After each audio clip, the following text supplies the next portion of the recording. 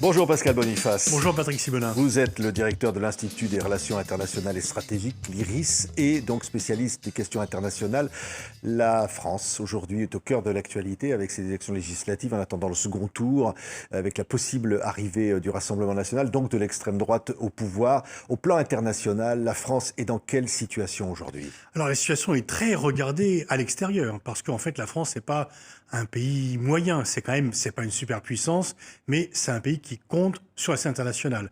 C'est un pays membre permanent du Conseil de sécurité, qui possède l'arme nucléaire, qui est un pays majeur au sein de l'Union européenne, donc dont la voix pèse un peu, ce qui fait que dans toutes les capitales du monde, on se demande ce qui va se passer.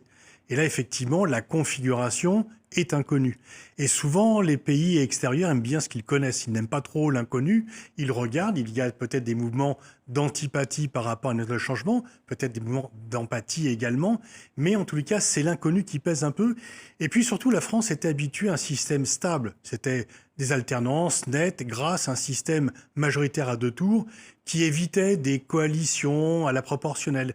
Tout ceci est remis en cause et donc les étrangers regardent de façon un peu dubitative ce qui se passe en France. Alors on voit effectivement la possibilité de l'arrivée du Rassemblement national au pouvoir avec une éventuelle majorité absolue, même si les désistements peuvent éloigner cette perspective, mais une autre perspective qui serait celle d'un gouvernement d'union nationale, un gouvernement pluriel dirigé par Emmanuel Macron, enfin mené par Emmanuel Macron de façon indirecte. Est-ce que cela est de nature à rassurer ?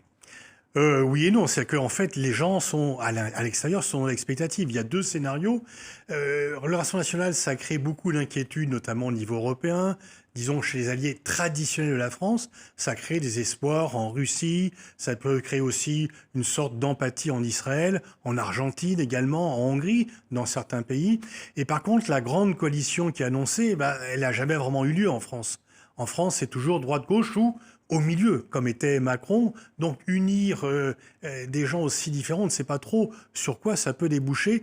Disons que ceux qui sont en soutien de cette thèse, c'est pour éviter, en France comme à l'étranger, la perspective d'une arrivée seule et massive du Rassemblement national, qui peut une fois encore rassurer certains ou plaire à certains, mais qui inquiète la majorité des alliés traditionnels de la France. Oui, c'est un mouvement européen, la montée des populismes, la montée de l'extrême droite. C'est un mouvement mondial, un mouvement mondial. Regardez ce qui se passait en Argentine. Regardez, même si au Brésil, Lula a gagné, Bolsonaro garde un soutien très fort. C'est le cas aussi en Afrique sur d'autres méthodes. Eh bien, on a renversé des gouvernements élus par des coups de force militaires qui ont été applaudis. D'habitude, on proteste contre les coups d'État militaires. Là, on les applaudit. Regardez aux États-Unis. Trump est largement favori, surtout après des débats catastrophiques de Biden.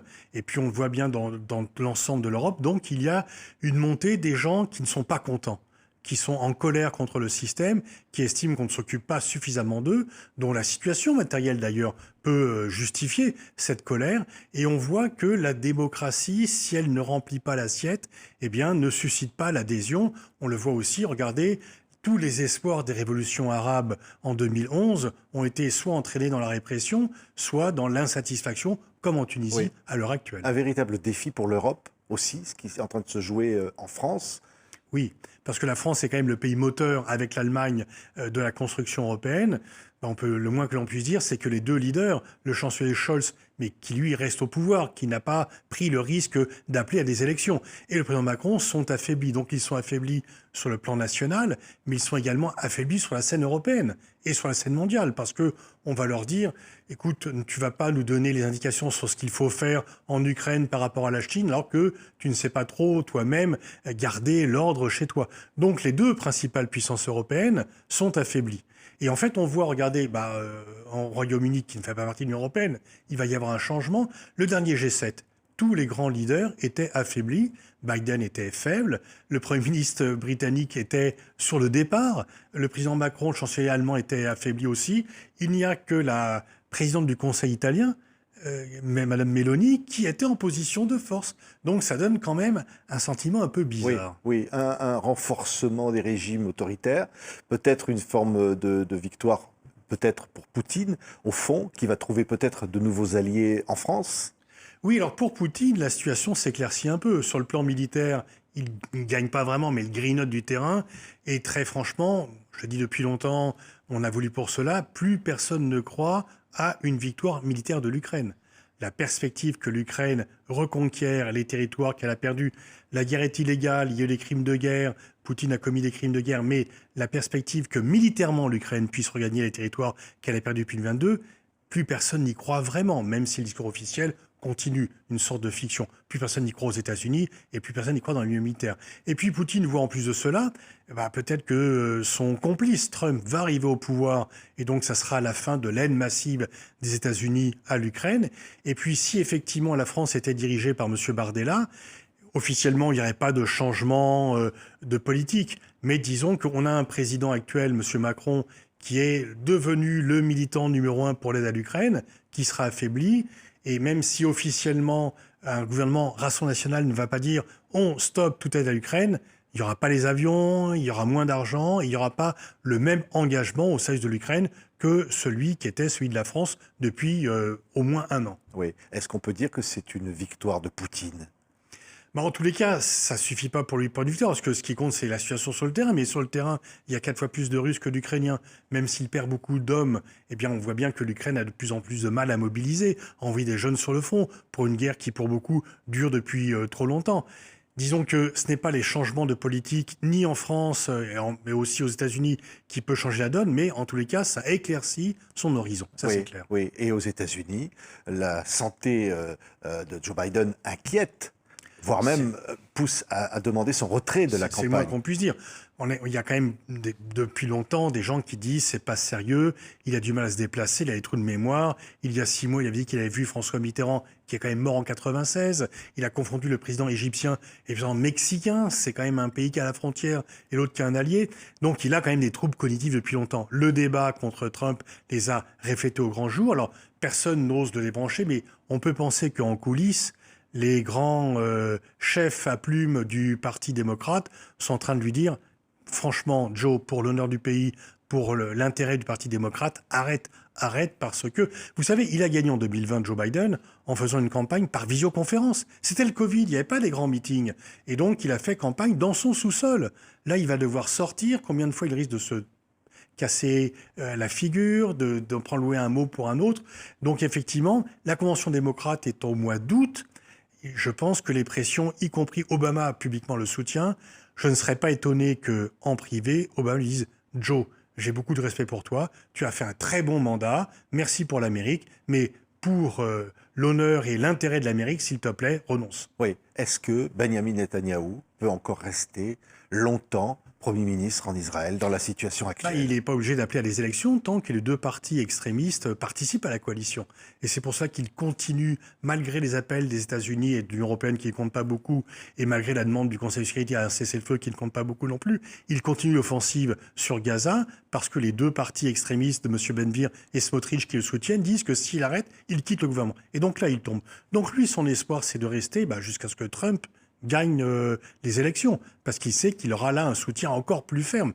Biden ne le gêne pas trop, mais le soutient quand même, mais de façon moins forte. Et puis, l'éventuelle arrivée du Rassemblement national à Paris est pour lui, au pouvoir à Paris, est pour lui une bonne nouvelle, puisque le Rassemblement national, malgré les origines du Front national antisémite, mais enfin, Jean-Marie Le Pen était à la fois, avait des propos antisémites, était un soutien d'Israël. Le RN est l'un des partis, peut-être le parti en France, qui soutient de façon la plus inconditionnelle l'actuel gouvernement israélien dans son offensive sur Gaza. Oui, la présence très forte du thème de Gaza dans notamment l'élection européenne, avec la France insoumise en France, et tous les débats, voire les polémiques parfois violentes que ça a suscité, ça a quel impact au plan international ?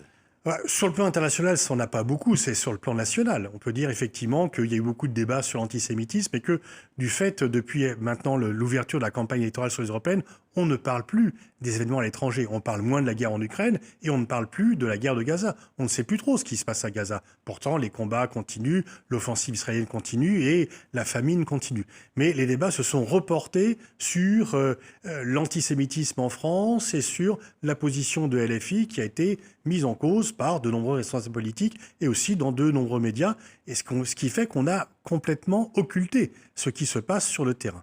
Et donc effectivement, le Rassemblement national a pris des positions très très fortes en faveur d'Israël, comme de nombreux autres partis français, et la France insoumise, à l'inverse, a pris des positions très fortes contre Israël, contre le gouvernement de Netanyahou, ce qui lui est reproché par les autres forces politiques. Oui. Est-ce que certains ont accusé la France insoumise d'utiliser, au fond, l'argument de Gaza pour, j'allais dire, encourager une forme de communautarisme en France et, j'allais dire, une clientèle électorale? Alors en fait, les musulmans votaient déjà Mélenchon avant, en 2007-2022, ils n'ont pas vu la gueule Gaza. Moi, ce qui m'étonne toujours, c'est qu'on parle d'électorisme lorsqu'on soutient la cause palestinienne, on ne parle pas d'électorisme quand on soutient la cause israélienne. Je veux dire, il y a des gens qui soutiennent les crimes de guerre qu'Israël est en train de commettre. On leur demande pas pourquoi ils le font. Est-ce que c'est l'étude du droit international? Est-ce que c'est une analyse stratégique? Et donc, les accusations sont toujours à sens unique. Oui. Aujourd'hui, le monde est en train de changer. Vous pensez qu'on a une nouvelle organisation qui est en train de se faire, là? C'est une crise profonde du multilatéralisme. Il y a assez peu de sujets sur lesquels on peut se mettre d'accord. On voit les conflits se multiplier, Gaza, Russie, Ukraine, mais aussi Soudan, mais aussi RDC, mais aussi Yémen. Et je veux dire, même pendant la guerre froide, les grandes puissances travaillaient plus ensemble. Là, en fait, il est impossible de faire travailler ensemble Russie et États-Unis, mais même Chine et États-Unis. Et donc, il y a moins de coopération internationale, au moins pendant la guerre froide, disons après la mort de Staline. Soviétiques et américains se disaient, bon là, il faut un peu limiter les conflits, il faut quand même qu'on contrôle tout ça pour qu'on ne soit pas entraîné dans une surenchère. Là, on a l'impression que les conflits ont leur propre autonomie et que les grandes puissances sont en fait relativement impuissantes. Oui. Est-ce qu'il y a réellement une crise possible, j'allais presque dire, d'une guerre mondiale?